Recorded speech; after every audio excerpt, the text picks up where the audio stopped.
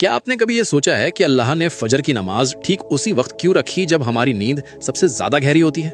या असर की नमाज ऐन उसी वक्त क्यों फर्ज की गई जब हमारे अंदर दिन भर की थकावट, चिड़चिड़ापन और गुस्सा अपने उरूज पर होता है? हम में से बहुत से लोग ये समझते हैं कि ये सिर्फ एक इबादत का तरीका है या यूं ही कोई वक्त मुकर्रर कर दिया गया है, लेकिन हकीकत में ये कोई इत्तेफाक नहीं है।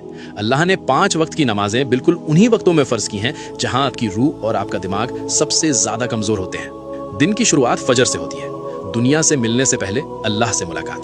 सुबह के वक्त आपके जिस्म में एक खास हार्मोनल बदलाव होता है जिसे medical science cortisol awakening response कहती है। ये वो वक्त है जब रिस्क अता किया जा रहा होता है और फरिश्ते अपनी ड्यूटी बदल रहे होते हैं। अगर आप इस वक्त सोते रह गए तो आपने अपने पूरे दिन की बुनियाद ही कमजोर कर दी। फिर आता है जोहर का वक्त। दिन के बीच में जब आप काम कर रहे होते हैं तो आपके जिस्म का एनर्जी लेवल गिरने लगता है, फोकस खत्म हो जाता है, दिमाग थकने लगता है और इंसान गलत फैसले करने लगता है। जोहर की नमाज आपके दिमाग के लिए अल्लाह की तरफ से एक परफेक्ट न्यूरोलॉजिकल रीसेट है।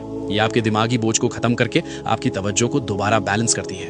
अब बात करते हैं असर की, जिसे जज्बाती कमजोरी का वक्त कहा गया है। शाम से पहले के इस वक्त में इंसान अक्सर गुस्से में होता है, दूसरों पर भड़ास निकालता है और सबसे ज्यादा गलतियां करता है। इसीलिए अल्लाह ने कुरान की सूरे अल असर में वक्त की कसम खाई है।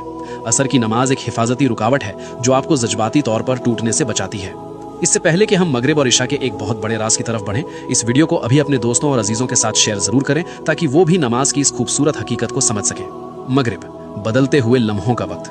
जब सूरज गुरूब होता है तो आपका दिमाग दिन की रफ्तार से निकलकर आराम की तरफ जाने लगता है। ये एक ऐसा ट्रांजिशन का वक्त है जिसके बारे में हमारे प्यारे नबी हजरत मोहम्मद सल्लल्लाहु अलैहि खास तौर पर तंबीह फरमाई है। जब रात दाखिल होती है तो गैब की मखलूक ज्यादा एक्टिव हो जाती है। मगरिब सिर्फ एक नमाज नहीं बल्कि अंधेरे की दहलीज पर मिलने वाली एक मजबूत हिफाजत है। और आखिर में इशा, अंदर की दुनिया की हिफाजत।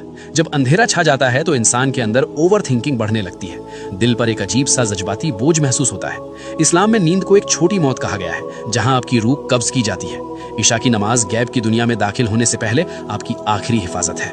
याद रखिए, जब आप कोई नमाज छोड़ते हैं तो आप सिर्फ एक फर्ज नहीं छोड़ते बल्कि आप वो खास लम्हा खो देते हैं जो खालिक ने आपको संभालने और सुकून देने के लिए भेजा था।